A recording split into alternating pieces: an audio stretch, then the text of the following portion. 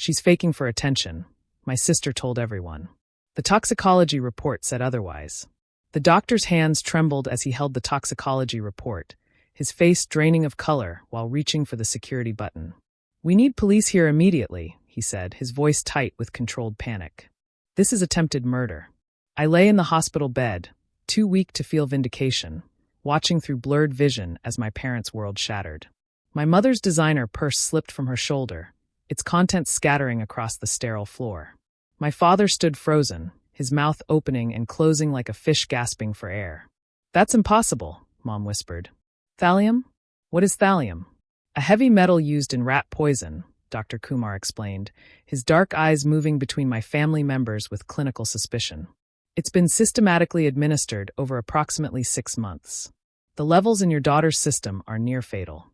My name is Harper Fitzgerald, and 2 hours ago, I collapsed during my college graduation ceremony in front of 3,000 people. My perfect sister Victoria, valedictorian of her medical school class, had rushed to my side playing the concerned sibling.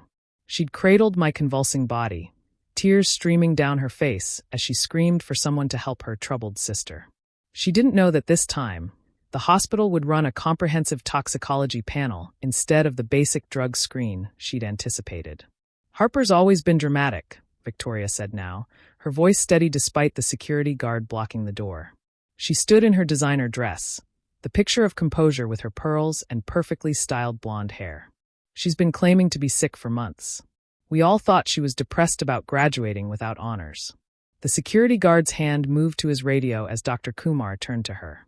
"Miss Fitzgerald, we'll need you to remain here until the police arrive." "This is ridiculous," Dad intervened, his CEO voice booming through the room.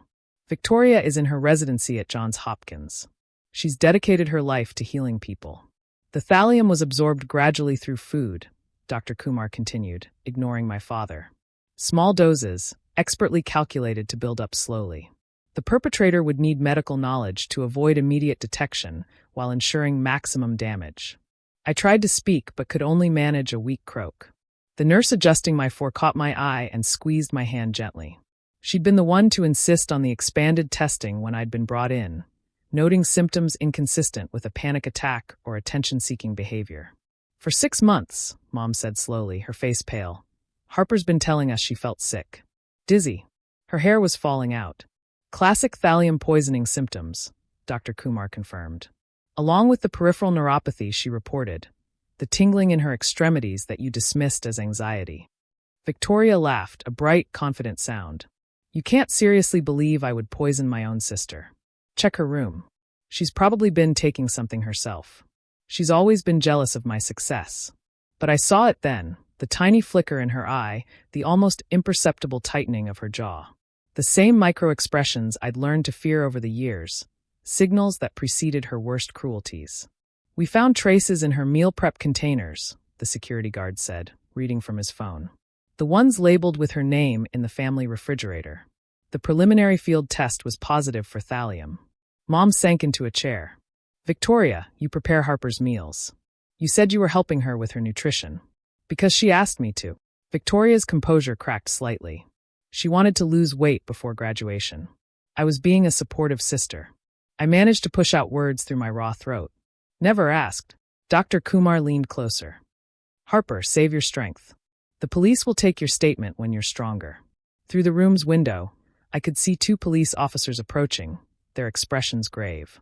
Behind them, a detective carried an evidence kit. "This is insane," Victoria said, but her voice had changed, taking on a calculating quality I recognized. "Harper's always been unstable. Check her medical records. I've been documenting her attention-seeking behaviors for years." "You mean the medical records you had access to as a medical resident?" Dr. Kumar asked quietly. "The ones you potentially altered?" The door opened and Detective Lucia Reeves entered, a woman with sharp eyes that missed nothing. "Victoria Fitzgerald, we need you to come with us for questioning." "I'm calling our lawyer," Dad announced, his phone already in hand.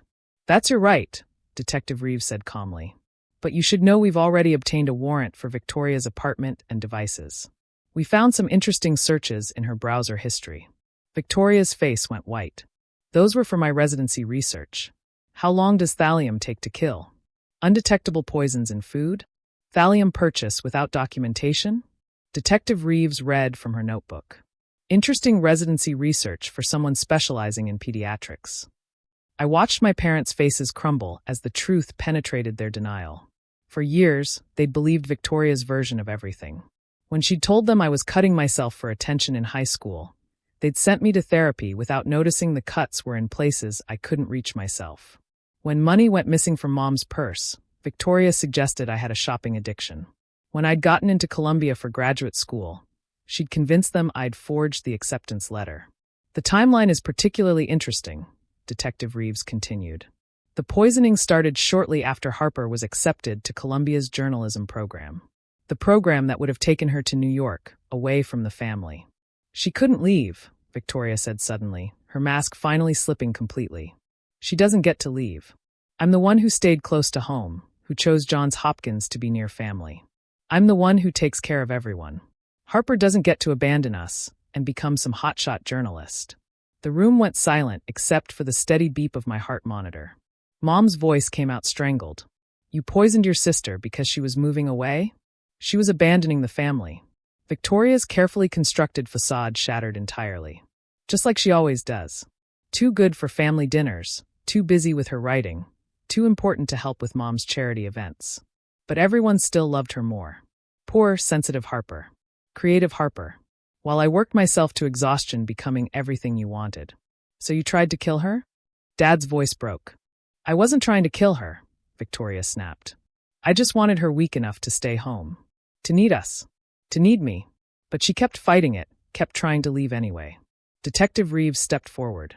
Victoria Fitzgerald, you're under arrest for attempted murder, assault with a deadly substance, and tampering with evidence. As the officers cuffed her, Victoria looked at me one last time. You were always the favorite, she said quietly. Even when I was perfect and you were nothing but a disappointment, they loved you more.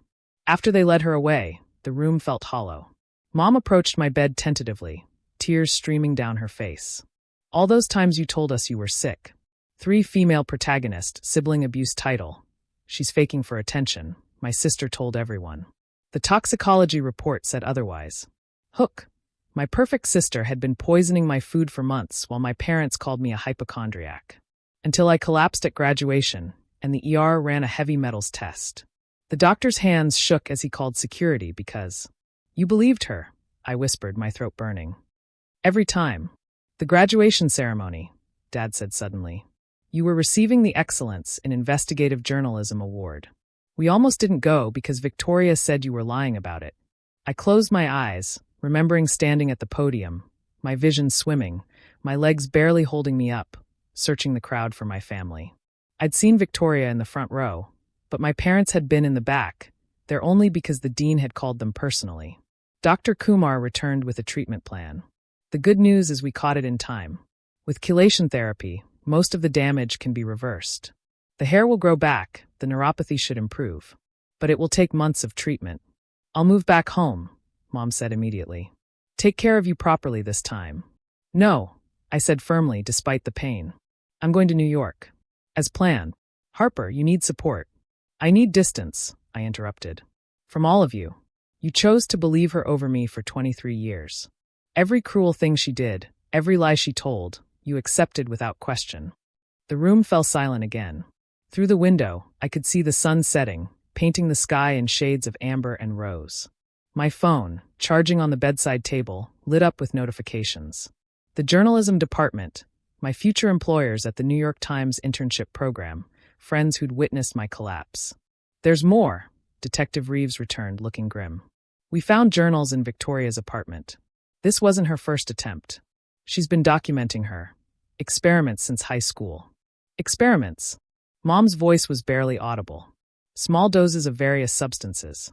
Ipecac in Harper's food before important events. Benzos in her drinks before tests. She kept detailed notes about dosages and effects. My mind reeled, remembering all the mysterious illnesses before big moments. The stomach flu before SATs. The vertigo before my scholarship interview. The severe allergic reaction before prom. Victoria, always there to care for me, to tell everyone how fragile I was.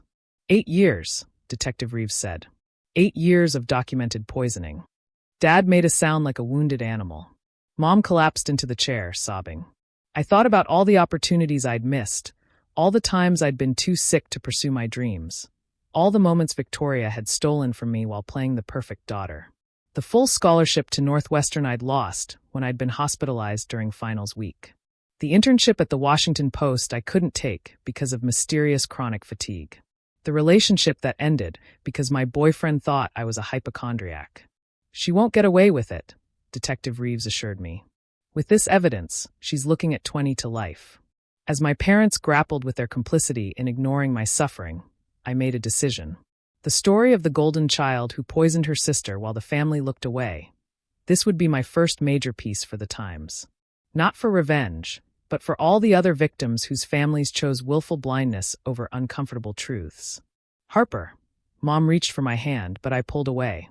I need you to leave, I said quietly. Both of you. I'll be pressing charges against Victoria, and I'll be testifying. But after that, I'm done. You made your choice every time you believed her over me. Now live with it. They left reluctantly, aged a decade in an hour. As the chelation treatment began, dripping slowly into my veins to pull the poison from my body, I thought about Victoria in a cell, stripped of her white coat and her perfection. She'd been right about one thing: I was leaving. But not weak and broken as she'd planned. I was leaving as a survivor, with a story that would make sure no one else's cries for help were dismissed as attention-seeking. The nurse checking my noticed my notebook and pen. Already working? Already healing, I corrected, beginning to write.